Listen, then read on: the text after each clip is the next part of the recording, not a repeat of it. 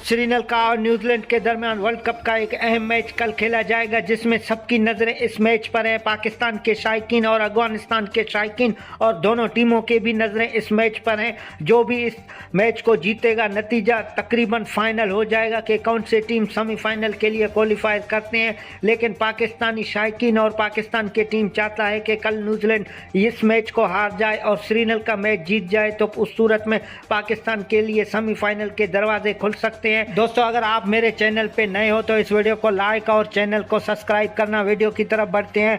New Zealand अगर जीत जाता है तो उस सूरत में पाकिस्तान के चांस सेमीफाइनल के जाने के लिए ख़त्म हो जाएंगे और अफगानिस्तान के भी ख़त्म हो जाएंगे। कुदरत भी पाकिस्तान टीम पर मेहरबान है और कल बारिश का भी इम्कान है।